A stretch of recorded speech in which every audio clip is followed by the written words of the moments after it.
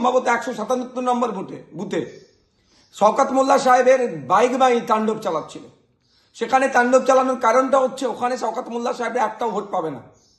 শুধু ওখানে নয়, সারা ভাঙড় জুড়ে এই পঞ্চায়েত নির্বাচনের পরে ভেবেছিল হিংসার পরে আইএসএফকে শেষ করে দেবে, কিন্তু আইএসএফ ক্রমশ বৃদ্ধি পাচ্ছে। অনেক হিংসা করেছে, আইএসএফকে আটকাতে পারেনি। এই লোকসভা নির্বাচনের প্রাককালেও টাকা পয়সার লোভ, ভয় দেখানো, মিথ্যা কেস, তৃণমূল তাদের পার্টি অফিস পুড়িয়ে আইএসএফের ছেলেদের নামে মিথ্যা কেস, তাদের বাড়ি ঘর পুড়িয়ে দিয়ে আইএসএফের নামে মিথ্যা কেস, তারা বোম চার্জ করে আইএসএফের নামে মিথ্যা কেস দেওয়া আইএসএফকে আটকাতে পারেনি। আইএসএফের জনসভাগুলোতে যখন উপচে পড়া ভিড় হচ্ছে, তৃণমূল ভয় পাচ্ছে। সেই জন্য গতকালকে এরা বাইক বাহিনীদের তাণ্ডব চালাচ্ছিল।